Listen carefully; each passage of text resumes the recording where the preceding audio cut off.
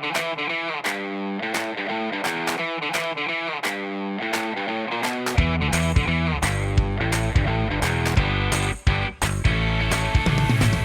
welcome to another edition of the Rig Iron Rhoda podcast here on the Press Play Podcast Network. Shout out to our producer extraordinaire, Dave Emmert, making sure this reaches the podcatosphere, as we like to say, for the R&R podcast. And Michael Red-Guy, we are done finally with the NFL preseason. The Browns finish up as we're taping this on a Sunday night with a 19-10 win at Atlanta. And what do you know? Some of the starters actually played in the game. Yeah, loved it. And you and I brought this up last week. We actually kind of got pretty extensive on it. Yeah.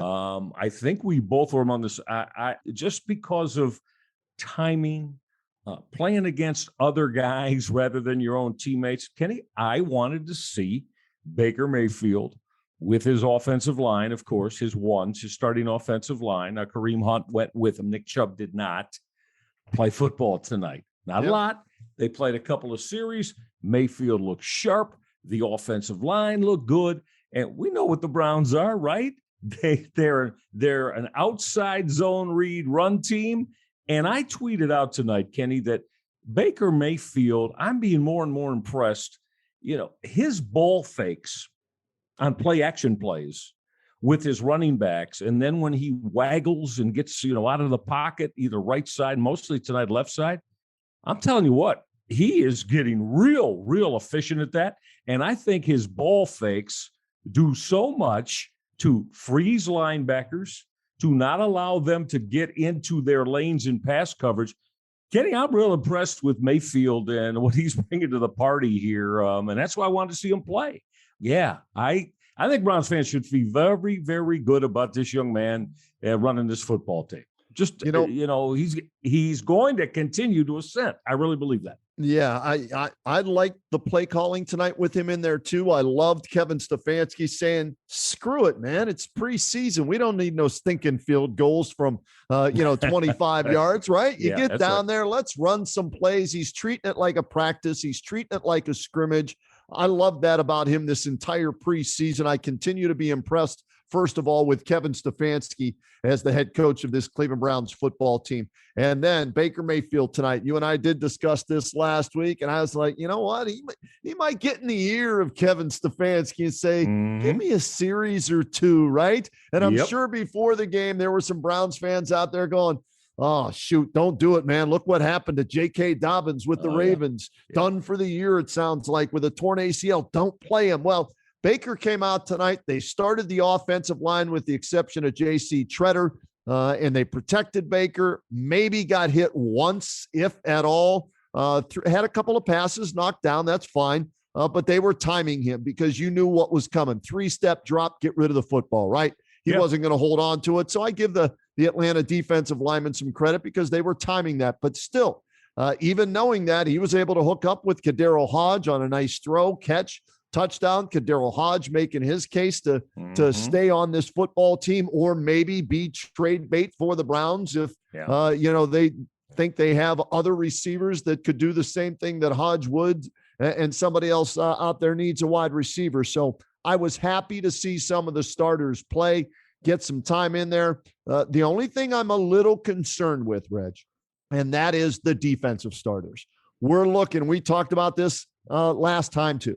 7 or 8, maybe 9, who knows, new starters on this defense. Oh, yeah. And it's not going to be an easy task that the first time these guys really play together, they're going up against Patrick Mahomes and the Kansas City Chiefs offense. So there's a little concern for me there as well as with the kicker.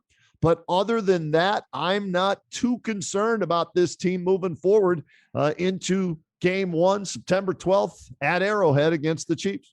I think offensively, we both feel very good. They're going to make the lights burn on that scoreboard offensively. This offense is, to me, it's one of the top 5-6 offenses in the NFL. It's got a chance to be even better than that. I'm with you on the defensive side. These guys, with that many new starters that you're integrating into this system, right? It possibly could take a game or two before And again, it's all about defensive football is tough enough in the NFL, Kenny, but it's about assignment. It's about philosophy. It's about technique, and guys have to know each other. And I think we find the best defenses in the National Football League are the ones that have been together for a few years anyway, to be sure. So might the Browns have to find ways to win a couple of 38-34 football games? Sure. But if that's the case, again, you feel good. How many years have there been where it's like, what, the Browns got to put up 35 today to win? Well, that ain't happening, because that's not what they are. That's not who they are. Well, now that's who they are. So, I'm with you. Defensively, I think they're, and especially, going up against Patrick Mahomes and that offense. And I don't know, Travis Kelce may catch 15 balls in that 2 weeks from today. Who knows?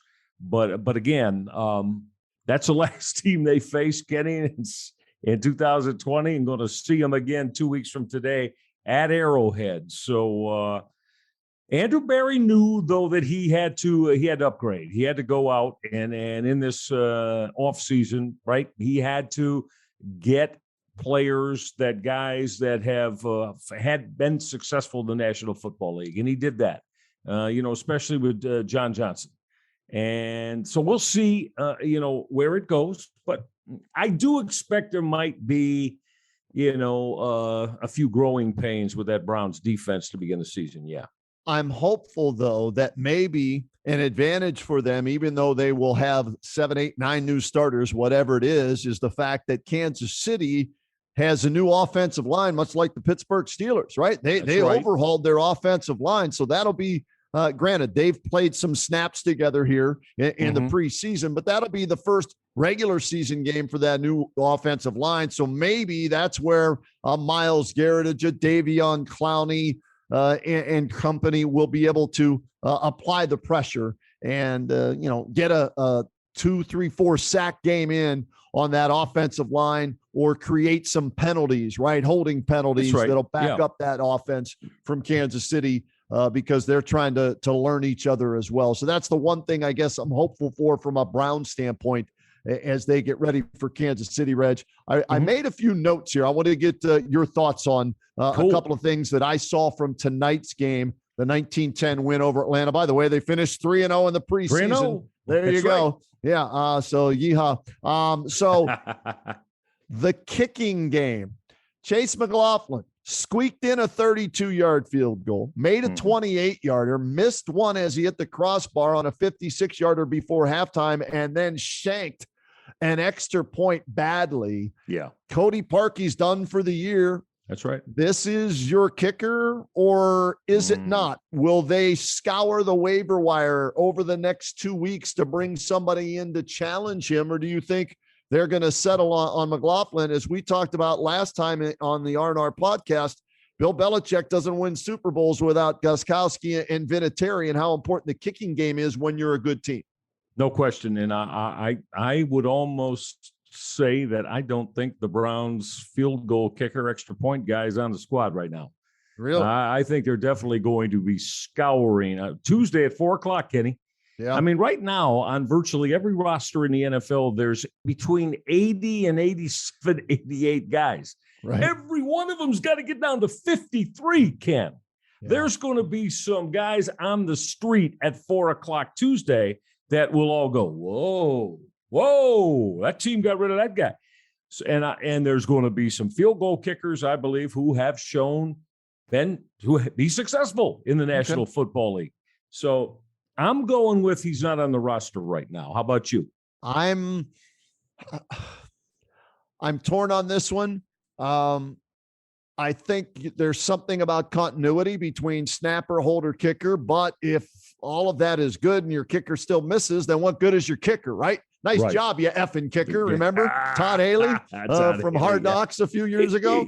I think they will at least bring somebody in, a veteran, to challenge him, because this is his 7th team for a reason, Rich. Okay. Yes. I mean, when you look back at his career, McLaughlin. So that is an area of concern for me as they get ready to make those cuts down to 53. Like you said, 4 p.m. And then they're allowed to keep 16 on their practice squad with the new rules for this year and last year with the COVID situation and everything. So, but I don't think you keep a kicker on the practice squad. But some of these other guys that maybe we get into, that's where they're going to end up, because the good thing about the Browns roster this year, Reg, we're talking about what, 4 or 5 spots maybe that these guys that we're playing tonight, we're battling for to try and make this roster. And then whoever they decide on their 53, guess what? Like you said, they'll wait to see who got cut from the other teams. Then they'll look at their 53 and say, all right, are these 53 better than anybody that got cut from somebody else? Might they pick up 1 or 2 there to replace? So this is where Andrew Berry and this is where, Paulie Analytics and that front office from the Ivy League, this is where they get paid the big bucks to make these decisions. But it's good that there's only 4 or 5 spots that they're really looking at, Reg, and they're the last guys on the roster. That's right. No question about that. And again, and there are 4 or 5 guys. So we know there's only a position group or 2. Now, we brought this up last week about the running back room and the wide receiver room. Yeah. And he catches a touchdown pass tonight. And, I'll bring up Hollywood Higgins in it too, Kenny. If you're asking me to put all my money on right now, I'm 100% sure. 100%. No, I'm not. Do I think he's going to be the 4? Meaning, consider the 4th receiver behind Beckham and Landry. And I said, I'm firm in the belief that Donovan Peoples-Jones is now considered the 3rd receiver on this football team. So, I mean, who's it going to be? You got Hollywood Higgins, right? You got Kadero Hodge, who caught 2 passes tonight, one of them for the TD, and Davion Davis. The other young, there's 6 receivers. They're not keeping 6 receivers. So if it's Hodge or maybe Higgins, you're going to look and see. You're going to start making phone calls if you're Andrew Berry. If that's in their mind, I'm not saying 100% sure it is. Although I don't think both Higgins and Hodge are going to be on the football team when they start, Kenny. I know a lot of people say, no way yet. But I tell you, I think they're going to be asking about trades and what the potential is of trades with both of those guys in mind. There's no question they both can be there. There's multiple teams they both would be the number 3 guy on. Multiple. Right. Maybe, I don't know, might on a few teams, either one of them might be considered the 2nd receiver on a few of those teams. So I think you got to, if you're doing your homework and doing your due diligence, if you're Andrew Berry, you got to have those conversations. When they get down to those final couple of 3-4 spots, Kenny, and then now you're looking at position groups too, I don't envy them. It's going to be damn difficult. In all these years, it's been exactly the opposite. They don't got enough guys that are worthy of being on a 53. Now they got more than enough, and you're going to cause some very tough nights here in the next 2 nights for Andrew Berry. How about this? In a crazy, wild way, it's going to work to their advantage that Davion Davis got suspended for the first 2 games of the season, because they don't have to make a decision on him until after he comes off the suspended list, right? Good because call. What did he do? Call. He made a great catch on the sidelines tonight, and then he hauled in a touchdown pass again. Mm-hmm. He's had an outstanding preseason. And so I think that's going to help them, because what that gives them the opportunity to do, Reg, is maybe to keep, let's go, OBJ, Jarvis Landry, Donovan Peoples-Jones, Kadero Hodge, and Hollywood Higgins. Those 5, right? That's them. And that's it. Play them through the first 2 games, see how they do. Anybody gets hurt, okay, then guess what? You've got Davion Davis maybe coming off the suspended list. Or if you're seeing that you only need 4 of those right now, then there's the possibility of that trade too, if they don't make one before the cut down day. So that position is going to be interesting to see what happens with, and the running back position too, because I think Demetrius Felton makes the team because he was a Berry draft pick. Dearness Johnson, though, looks pretty good. He had a nice kickoff return today. 37-yard kickoff He's return. A legit NFL running back. He is. There's no doubt about that. He's legit. So I'm looking at you. How many do you keep? 4 of those? That's again going to be a tough decision for them to make. Or does Felton give you that swing player, that Swiss Army knife where he's a running back and a receiver. So maybe, I don't know. Like you said, this is where they're going to really have to burn the midnight oil and figure out how they want to construct this roster with guys probably from about 47 to 53. Absolutely. No question. Yeah. All right, let's do this. Let's get a break in. When we come back, I want to talk about some guys that flashed defensively tonight, Reg. Okay. Yeah. And whether or not these guys have a chance to make the team. And then we'll start looking ahead to that 53-man roster and the first game against the Kansas City Chiefs and much more. It's the R&R podcast here on the Press Play Podcast Network. Back with more right after this. For the Dennis Maniloff Show, I'll tap into my 40-plus years of following Cleveland sports and 30-plus years of writing and talking about them, so as to bring you informed opinions and analysis of your favorite players and teams. I also will monitor the national sports scene and, when warranted, step out of the toy department and into the real world. And I'll always be on the lookout for special guests. By all means, join us. Hey, it's JD from the Hyman Podcast. I created this podcast to have hard conversations. Conversations that make us human but are also wildly uncomfortable. Conversations that help give voice to the voiceless and to the marginalized. Now you can listen to the entire first season on Apple Podcasts, Spotify, or wherever you get your podcasts from. Consider this your personal invitation to join the conversation. Hey there, this is Brent Spillin, co-host of a Swingin' a Tribe MLB podcast. Listen, we're just a couple of fans who love to talk everything Cleveland Indians baseball. If you're a fan like us, then this is the podcast for you. Go Tribe. And welcome back to the R&R podcast here on the Press Play Podcast Network. Kenny Rhoda, Michael Regai, talking Browns football, wrapping up the preseason with a 19-10 win over the Atlanta Falcons. Reg, we discussed the offense and how they looked in the previous segment. Let's go defense here, and I'm going to give you some names that I put in my phone in my notes section. All right, Cameron showed me how to use this. Take notes on your phone, Dad, not on a piece of paper. Save the trees. Okay, son, that's what I'm doing here. Here we go. Guys that I think flashed, that did something tonight that if they were on the bubble, maybe put them on the right side of the roster. Okay. Defensive back, A.J. Green, last check, 6 tackles, 1 pass defense. I like the way he tackled. He showed up to me a lot tonight. Defensive tackle, Jordan Elliott. I believe he was a draft pick last year, right, Reg? Correct. Yes. And they're looking for somebody on the inside. Sheldon Richardson gone. Who's going to, turn it up on the inside? A couple other guys gone on the inside of that defensive line. Jordan Elliott, 3 tackles, 1 tackle for a loss, had a fumble recovery tonight. Yes. Defensive end, Cameron Malveaux, 4 tackles, 2 sacks tonight. I don't know if that's enough to make the 53, but I got to believe that's enough to make the 16-man taxi squad or practice squad.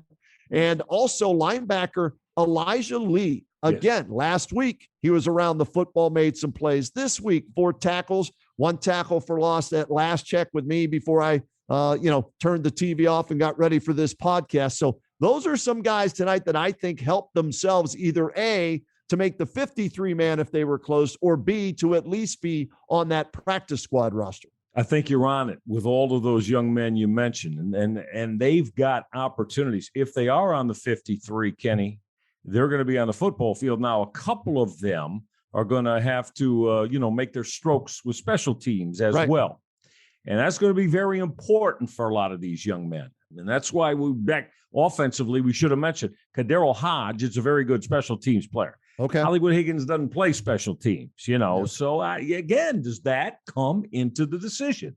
We're going to find out in 48 hours. But you're right. These young defensive players, I think they're going to be so very, very important between special teams and guys that can back up. But Kenny, we know in sub packages defensively in the National Football League, I guarantee you there's times when there might be just one linebacker on the field for the Browns, right? You may add 2 extra DBs. You may bring, because, there's a lot that West can do, the defensive coordinator. There's a lot you're going to have. And if you don't, shame on you with Myles Garrett and Jadeveon Clowney. I think Clowney, Kenny, is going to play a lot inside. I really do. And I think Myles is going to play, periodically on the inside as well. But again, these young guys, Malik McDowell is another one that we'll mention who has had a sack tonight. And also with all the young defensive players you mentioned, I don't know if every one of them are going to be on the 53, but I would guarantee you all of those guys are going to find it because they're all first and second year guys. They're going to find their way on the practice squad if they're not on the 53. I look at this football team, and you mentioned it in the last segment, that they have some tough decisions to make, but these are good problems to have when those decisions that are that tough are at the end of the roster and for your practice squad. You have your offense set. I mean, think about it. All 11 positions on offense are set, Reg. There are no jobs up for grabs. None. Right there, right? None, no. Defensively, that's where all the jobs are up for grabs. In my opinion, you've got two starters for sure from last year. You've got Myles Garrett and Denzel Ward. Okay. That's all. If you want to throw Ronnie Harrison in there because he was with the team last year and that, okay. But as a legitimate starter, he wasn't for every game last year, but this year he may be. So, okay, let's say 3, right? So that leaves 8 spots on the defensive side of the ball. Now that's a lot to fill, but as you pointed out, Andrew Berry went out and addressed it with talent. John Johnson, the third, Walker on the defensive line, Newsome. Troy Hill. In the draft, Hill as that nickel back. And all. So they have the talent to put in there as opposed to an Andrew Sendejo and some of these other stiffs that were playing last year, right?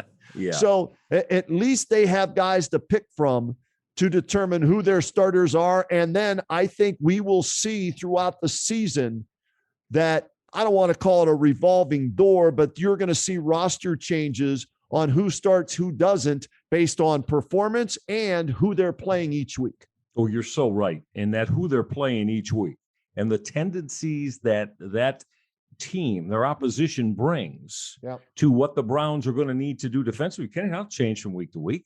So, if you got guys, if you got linebackers, you're playing a team that, is going to be throwing the football 40 times and like to throw their backs. Well, then you're going to want, who you feel if you are going to play a linebacker or two, they got to be good coverage guys. Yeah. Period. In this day, in the game today, man, linebackers, there aren't any of the guys that, and not that long, just the big time, we know Kenny thumpers, man, at those inside linebacker spots, like say a Chris Spielman was. Now Spielman developed into as his career went on. He got better as a coverage guy. But Chris would tell you himself, and he has had fun with him. He's like, man, I don't know if I could cover these, if I could hang covering these dudes out of the backfield today.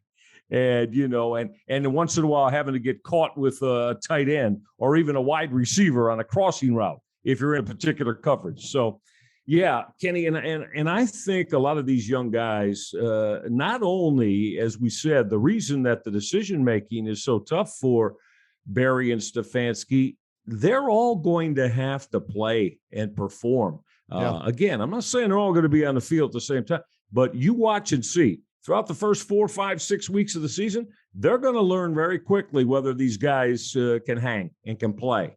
And if they can, then they're going to be in sub packages, meaning possibly a second and long, a third and long, or if they're better against the run, they'll be second and short, third and short. That player will be on the football field. There's far greater opportunity defensively.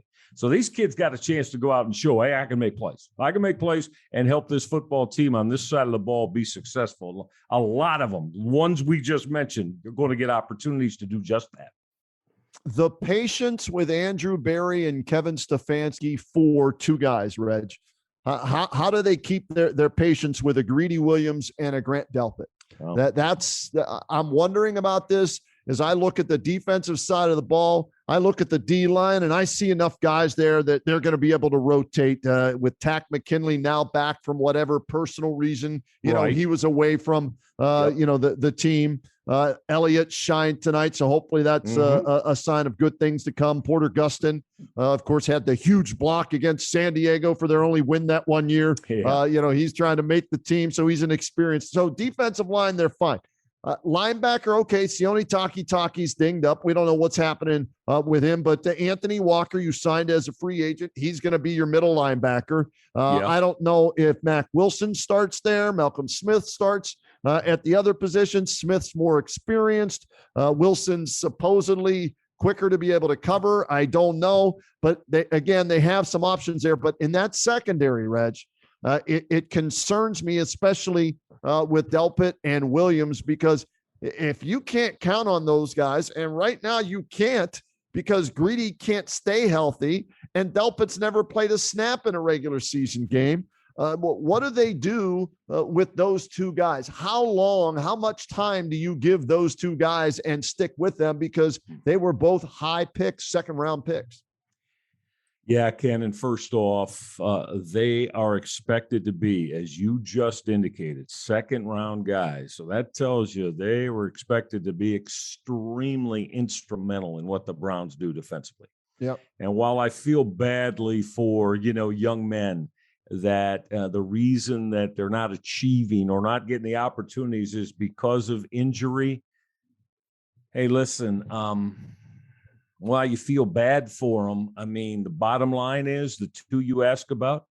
No, Kenny, I do not feel real comfortable with Greedy Williams and Grant Delpit right now. A little bit more comfortable that Delpit, because that guy, we haven't even really seen him yet. Yeah. I feel that the injuries have affected Greedy Williams somewhat. And the Browns drafted him second round. He's a terrific young man. You hope he gets an up, but Kenny, I don't know. I am concerned about that corner opposite of Denzel Ward. Very well, that's so. why they drafted Greg Newsome, right? I mean, they were concerned too. And now, he may end up starting day one. Probably Troy Hill will. Could probably start as your nickel if they go with the three corners there. Ronnie Harrison and John Johnson III probably going to be your starters there at safety. Mm-hmm. And then the wild card, we haven't even talked about him. My bad. Linebacker, safety, hybrid, Jeremiah Owusu-Koramoah. That's right. If he doesn't hurt him, if he doesn't hurt himself anymore in the weight room. I love that Kevin Stefanski joked about him wearing a helmet now in the weight room whenever he works out, so he doesn't get stitches again. So he couldn't go tonight, but that's a guy that could step in and help maybe fill the void if Delpit can't go, playing that linebacker, safety, third safety type guy with his supposed coverage skills and everything like that. So I think what we saw was they had a chance to get two talented guys in this year's draft who maybe filled those holes if neither one of those guys can go, in Greedy Williams and Grant Delpit, by drafting Newsome 1 and then moving back into this, or moving up in the second round to get JOK. No question. Those two, that was, I don't want to use precaution against Williams and Delpit not being able to go, Kenny, but while they won't come out and say so, that, those meetings pre-draft had a lot of that kind of conversation going on. Right. It did, because of those two being drafted. I mean, who was it tonight on the NBC? I think it was Chris Collinsworth. He was talking about Greg Newsome, and he basically said, damn, I was shocked the Browns drafted him there in the first round. Not because the young man isn't talented and wasn't thought of as a late first, high to mid second. Well, because that's pretty much what his draft estimation was, and his draft grade. But I think because he's looking at, you brought Troy Hill in, you got Greedy Williams, if he could get him healthy, that could start in that quarter, right? So I think that's what more of what that was about. I love Newsome. I told you that. I loved him at Northwestern. Yeah. I thought he played very, very well. I thought he played very well against Ohio State. He played very well against Penn State. He played well against Indiana. He played well against Michigan. So I look at that when you're looking at, how a young man holds up, and especially in a program like Northwestern. He's probably going to start on that corner. And if he does, Kenny, and he starts playing well, even if the Browns do keep Greedy Williams, we might be seeing or have seen, unfortunately, be at the end of the line for Greedy Williams as being thought of by the Browns hierarchy as your starter opposite Denzel Ward. Yeah, and here's the other thing. I'm hoping both of those guys are healthy. They make the team and they play, but then once they play, can they stay on the field without getting hurt again? I mean, Greedy's had 3 different, I think, types of injuries, and that shoulder injury sounds like he's come back from that. Now it's, I think, a groin injury. It's a hammy after the Achilles. And so let's hope both of those, because when you're drafted in the second round, you're expected to be a starter. And if you miss on those 2, it hurts you a little bit. But let's give some credit to who is it? LeCount, right? I mean, he's had Richard a pretty LeCount. We talked about him. Kid's going to play. He's a player again. Big time program, right? Georgia. Right. Yep. And that's what we said this last week, but that's what I loved about the, you know what? It's obvious that Andrew Berry holds that into a high regard and high esteem. You played it in his mind for one of, the top tradition-rich programs in college football. He kind of gives you, I think he puts a little bit of check mark by your name, because of the program you played for. And that's not to say that kids in D2 and D3 can't. Of course they can. Of course they can. But, Barry's a GM that looks at, and so Richard LeCount's a perfect example of that, Kenny. Hey, look who he's playing against. He's playing against Alabama. He's been playing against Florida. He's been playing against Texas A&M and all the tremendous athletes that he's had to deal with in those programs. So that means something. I think LeCount is going to work himself into the rotation, Kenny, when the bell rings in a couple of weeks. And I think he's going to help the Browns in the back end of that secondary. I definitely do. Sheldrick Redwine, too, another name we have to throw out there with some experience. Does LeCount pass him? Or does Redwine, come in and use his experience and make a case to start there as well? So there are a couple of other options there. If Delpit can't go at all or gets hurt again, same with Greedy Williams. Right. If he gets dinged up and gets out there, and then next thing you know, he's out of the game. He can't can't make a play because he's always getting hurt and everything. So we'll see. But that defense is what I'll be watching. The kicker, throughout these next 2 weeks leading up to the opener against KC. And then once they start the regular season, what I'll be watching is that defense and that secondary and how they can gel. How quickly can they gel? And I guess the good thing about this season is there's one more regular season game. There's 17. Right. So you get that extra game maybe that could help you get in the playoffs or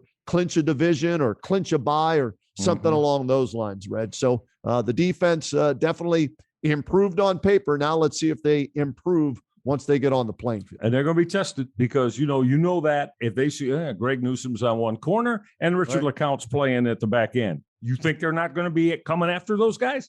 Because that's what you do. That's what the NFL is. You come after rookies or young players that are getting their first opportunity to play in the league and see how they hold up. And I feel good about both of those guys because I got a feeling they're both going to be on the field getting a lot of snaps, Ken.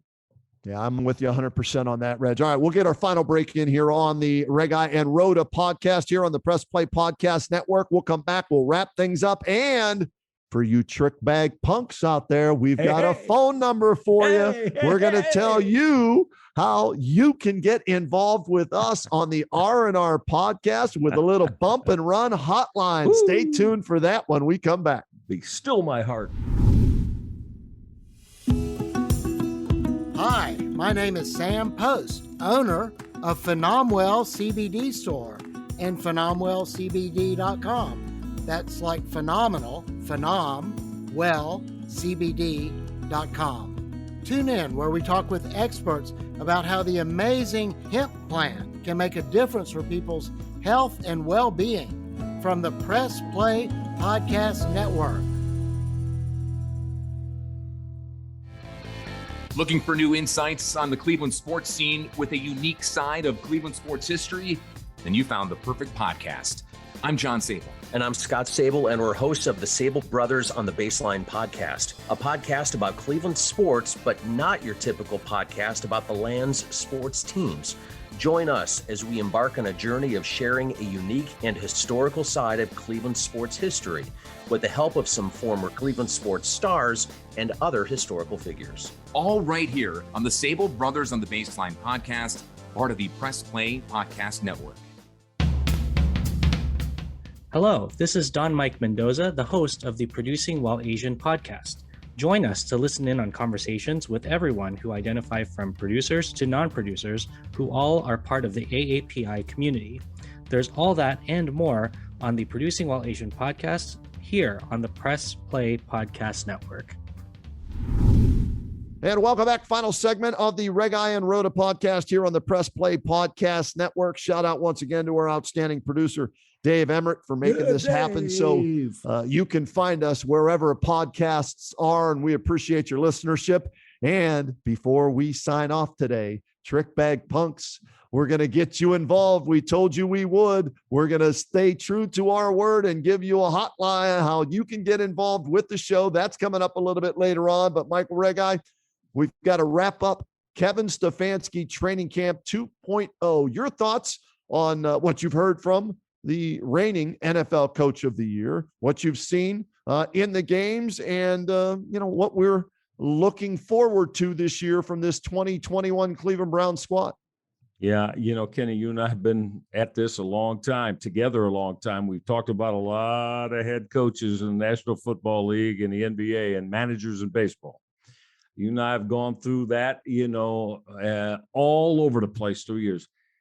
Kenny, I do believe Kevin Stefanski to me has really, really put me in a very strong place, as in he's the guy. Yeah. He's the guy for this Cleveland Browns organization for where they want to be. Kenny, we hear about this stuff, players coach and what have you, things like that. It's not so much that, but I do feel this guy lets them know how much trust, confidence, and belief he has in them. And I think they get that and they understand that. And I think that they really, really buy in to him and how that he goes about his philosophies and setting everything up. And to me, Kenny, in the National Football League, again, I really think that's a large part of the battle. I really do. And even though he's a young head football coach, I think he really showed his worth as the OC for the Minnesota Vikings for those couple of years. Case Keenum was with them. And I think this Browns team will go to the wall and beyond for this guy. At least that's the feeling I get. And it seems like he has that kind of aura. He has that kind of presence, with his football team. And I like that. I really like that from him. I will say this about this team. The front office is finally stable. The head coach is finally stable. The entire coaching staff, Joe Woods now getting some parts to play with this year on defense. We'll see how he handles that, but you expect improvement from his defense. Alex Van Pelt called the plays in the second half tonight, called the plays in the playoff game when Stefanski was out with COVID. They talked about him tonight on the broadcast, that this is a guy that's going to be looked at maybe for other teams as an offensive coordinator who gets to call plays, assistant head coach, or dare I say a head coach maybe, if not next year, sometime soon. Bill Callahan, best offensive line coach in the entire NFL. Reg, they have coaches that are good coaches finally. We're not making jokes or cracking, or using them as punchlines and everything. Like, if you don't wear orange and brown, you don't matter, and if you're going to jump out of the airplane, you better have a parachute. I mean, there's none of that, and wearing a t-shirt out when you're having beer. I mean, there's none of that shenanigans with the coaching staff. You've got a bright young guy in Kevin Stefanski who is as cool as a cucumber. I'll use the old phrase.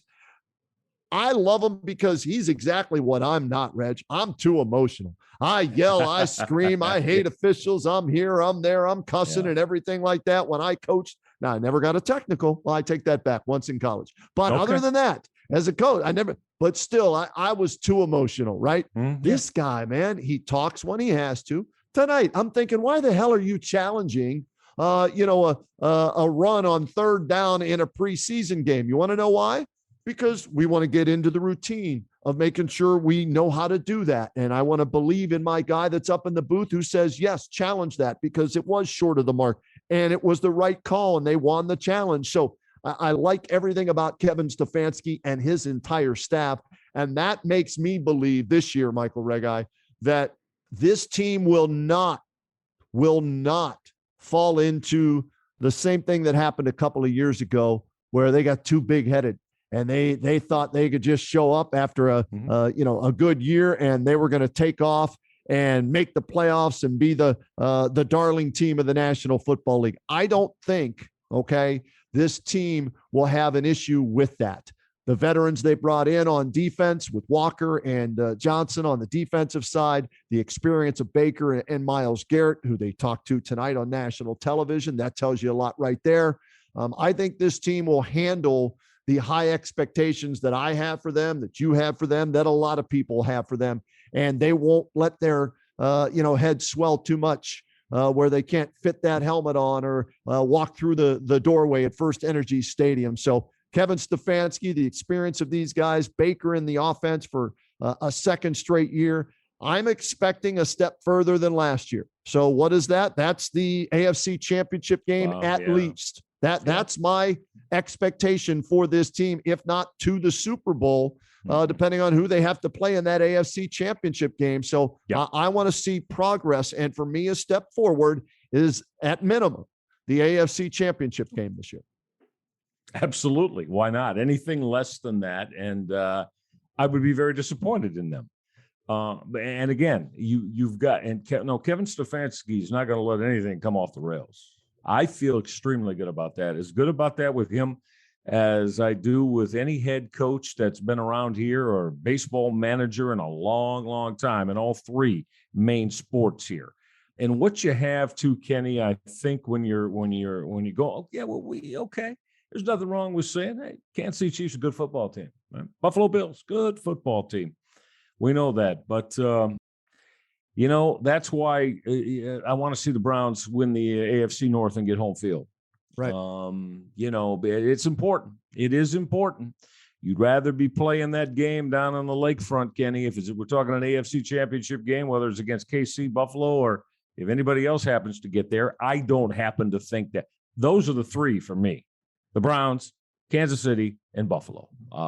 Outstanding football teams, all three of them. I think it's going to come. One of the AFC Championship game is going to include two of them. All right.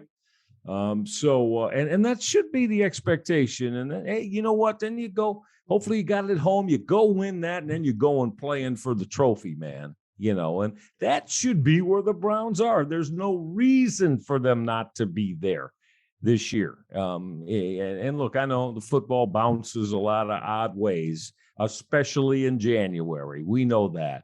But this team has everything it needs to put themselves in position to be there.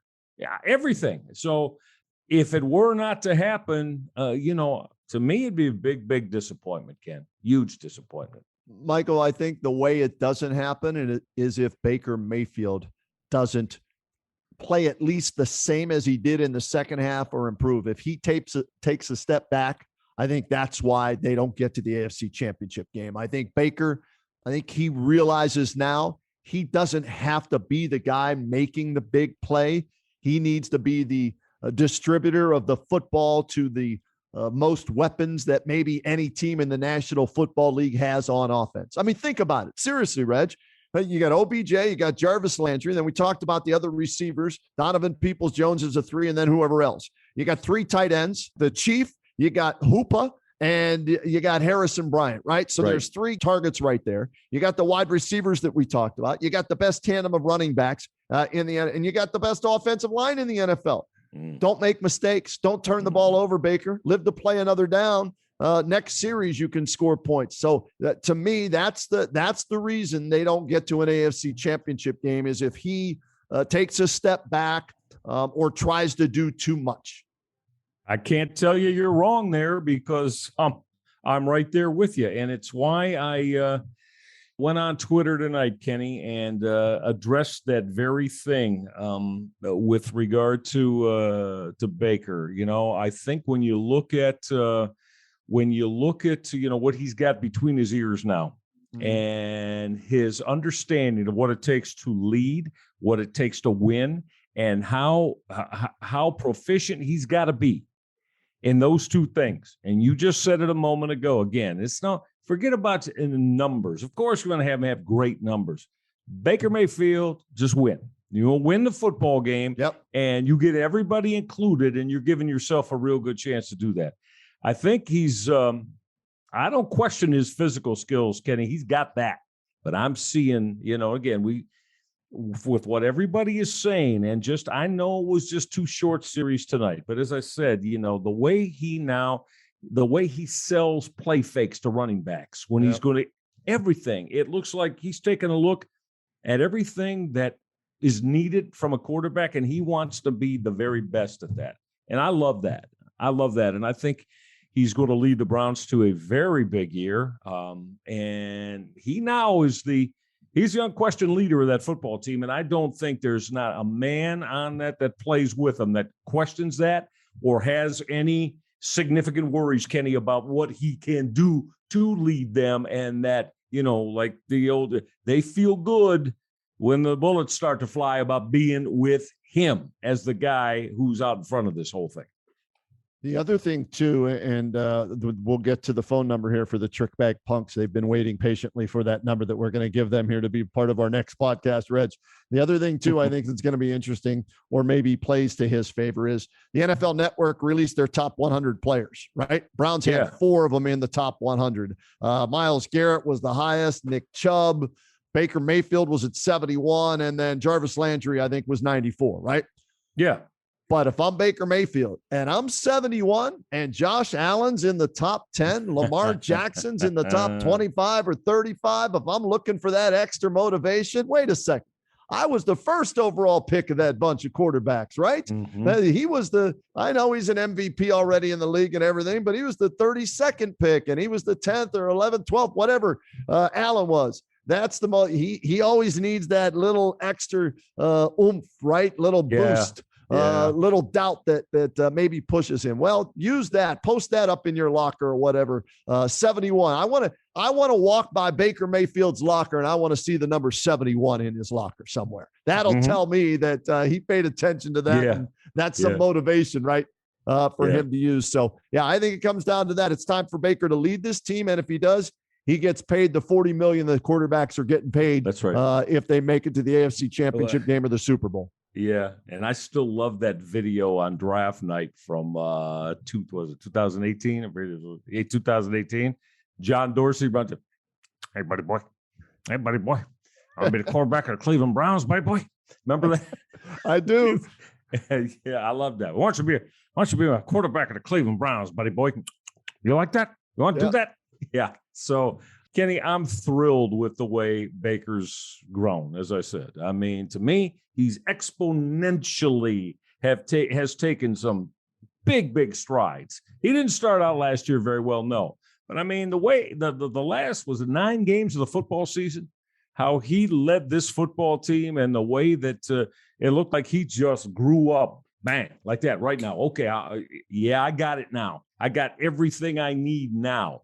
And I'm really looking forward to watching this young man do it, Kenny. It should be a lot of fun. And you know what else should be fun, Reg, with the R&R podcast? Inviting the Trick Bag Punks to be a part of it. Guess what we have set up, Michael Regai? We have officially, thanks to our producer, Dave Emmert, we have officially set up the Bump and Run Hotline. Yes, that's right. If you're listening to us here on the Press Play Podcast Network or wherever you get your podcasts, all right, and we're everywhere, okay, you now have the opportunity to call us. You ready? I'm going to give the number, Michael Regai, for the Bump and Run Hotline. We've got one of these. Still my heart. I know. 740-233-2434. I'll give that one more time. The Bump and Run Hotline, 740-233-2434. That is the Bump and Run Hotline. 2 things you can use that for. Number 1, you can look for either a Twitter post from yours truly or Michael Regai on Twitter and follow Michael at Michael Regai. Follow me at The Kenny Rhoda. And we may put a Bump and Run question up there on Twitter for you to answer, or feel free, because Dave loves listening to voicemails on this machine that he set up to get all the trick bag punks. Feel free to call anytime, 740-233-2434, and just leave us a message, and we will pick some of the best voice messages that are left to play on the next R&R podcast. How about that, Rich? I think that's phenomenal. And I got a feeling that that those that involve themselves with us, Kenny, and now we're in our new venture here with the Press Play Podcast Network. I tell you, they're going to love it. So you guys, there's going to be a little bit, you're going to have to listen to, what is it, Dave Emmert? I think it's, maybe a sentence or two about what we expect from all of you. Yeah, yes. No, we know that you're avid sports fans and you want to, get your creative thoughts out there, and we know you will. And Kenny and I can't wait to have you do just that when we start rolling with this, and you being included on the show the next time we get together. All right, let's do this right now, then, Michael Rega. The light bulb went on in my head. Do it, man. All right, let's do this. What are your expectations for the Cleveland Browns in 2021? 740-233-2434. What are your expectations? Call that number. Leave your thoughts. What do we want, Michael? I think, what did Dave D. Natale, our former producer, set up? How many seconds are we allowing them to leave a message?